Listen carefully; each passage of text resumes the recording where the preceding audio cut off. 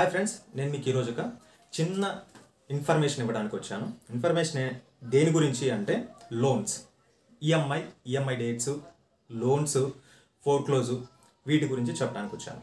EMI dates change చేసుకోవచ్చా? కొన్ని banks change చేసుకునే ఆప్షన్ ఇస్తాయి, ఇంకొన్ని బ్యాంక్స్ చేంజ్ చేసుకునే ఆప్షన్ ఇవ్వవు. ముఖ్యంగా కన్జ్యూమర్ లోన్స్లో అసలు ఉండదు అనుకుంటున్నా.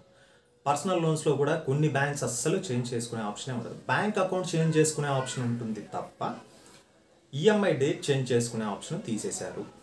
ఇంకొంతమంది అడిగేది ఏంటి అంటే, ఈఎంఐ డేట్ ఉంది నాకు, ఇప్పుడు 1 lakh ఉంది, నాకు ఈఎంఐ 10,000 ఉంది, నేను ఇప్పుడు కట్టలేను 10,000, నాకు 5,000 చేయండి, మంత్స్ పెంచండి అంటారు. దాన్నే లోన్ రీస్ట్రక్చర్ అంటారు అనమాట. సో ఈ లోన్ రీస్ట్రక్చర్ అనే ఆప్షన్ ఎప్పుడు తీసుకొచ్చారు అంటే లాక్డౌన్ తర్వాత తీసుకొచ్చారు. లోన్ రీస్ట్రక్చర్ ఎందుకు అంటే, చాలా వరకు అందరూ మనీలకి ఇబ్బంది పడుతున్నారు. ఇది ఎలా అయినా సరే ఈఎంఐ కంటిన్యూ చేస్తూ ఉండాలి కాబట్టి ఖచ్చితంగా దీన్ని తగ్గిస్తే బెటర్గా ఉంటుంది అనే ఉద్దేశంతో గవర్నమెంట్ ఆర్డర్స్ పాస్ చేయడం వల్ల, ఆర్బీఐ రూల్స్ ప్రకారం ఆర్బీఐ కూడా చెప్పింది కాబట్టి, సో లోన్ రీస్ట్రక్చర్ అనేది అప్పుడు చేశారు. తర్వాత ఆప్షన్ తీసేశారు. ఇప్పుడు నేను వెళ్ళి బ్యాంక్కి వెళ్ళి లోన్ రీస్ట్రక్చర్ చేయండి అంటే 90% నాకు తెలిసి ఎవరు చేయరు. అలానే ఇంకోటి ఏంటంటే, ఫర్ ఎగ్జాంపుల్ ఇప్పుడు ఫోర్క్లోజ్ చేయాలి అనుకుంటున్నా. ఫోర్క్లోజ్ ఎప్పుడు చేయాలి? ఇప్పుడు నేను 24 months ఈఎంఐ ఉంది నాది, నేను ఈ మంత్ లోన్ తీసుకున్నా, 2 months, 3rd month రన్ అవుతాను నాకు. ఇప్పుడు నేను వెళ్ళి ఫోర్క్లోజ్ చేస్తాను, మొత్తం 1 lakh మొత్తం ఎంత ఉందో చెప్పండి, ఫోర్క్లోజ్ చేస్తాను అంటే ఫోర్క్లోజ్ చేయరు. ఎందుకు చేయరు? ఖచ్చితంగా 6 months తర్వాత మాత్రమే మీరు ఫోర్క్లోజ్ చేసుకునే ఆప్షన్ వాళ్ళు ఇస్తారు. అంతవరకు 6 months ఖచ్చితంగా మనం ఈఎంఐ పే చేయాలి. పే చేసిన తర్వాత మాత్రమే మనకి ఫోర్క్లోజ్ అనే ఆప్షన్ ఇస్తారు. ఇప్పుడు మీరు గమనించారో లేదో, ఇప్పుడు సెటిల్మెంట్ అంటారనమాట. సెటిల్మెంట్ అంటే ఇప్పుడు 6 months కట్టలేదు అనుకోండి, రైట్ ఆఫ్ టీమ్ వస్తుంది. రైట్ ఆఫ్ టీమ్ ఇంటికి వస్తుంది, లేదా వాళ్ళు కాంటాక్ట్ చేసే పద్ధతిలో కాంటాక్ట్ చేస్తారు. కాంటాక్ట్ చేసి నాకు ఇప్పుడు ఖచ్చితంగా సెటిల్మెంట్కి వెళ్ళండి, లేదా ఫోర్క్లోజ్ చేయండి అని చెప్పి కూర్చుంటారు. ఖచ్చితంగా 6 months పీరియడ్ ఇస్తారు. ఓకే, కానీ ఈ 3 months తర్వాత ఖచ్చితంగా నోటీసులు అనేవి ఇష్యూ చేస్తూనే ఉంటాయి కొన్ని బ్యాంకులు. సో 6 months తర్వాత మాత్రం బ్యాంకు చేతిలో కూడా ఉండదు, అది థర్డ్ పార్టీ ఏజెన్సీకి ఇచ్చేస్తారు. వాళ్ళే చూసుకుంటారు.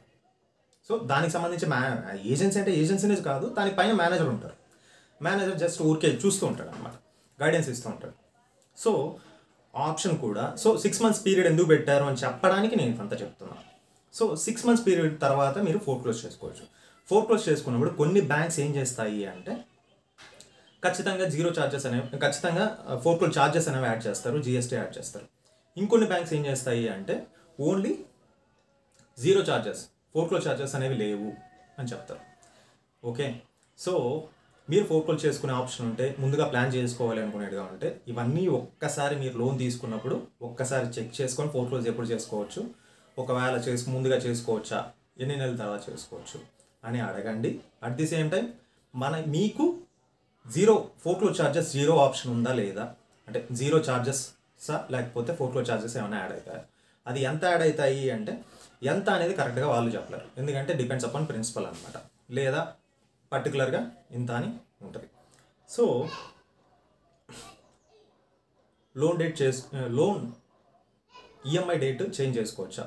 చేసుకునే ఆప్షన్ లేదు అని చెప్పాను. సో ఫోర్క్లోజ్ లేదు.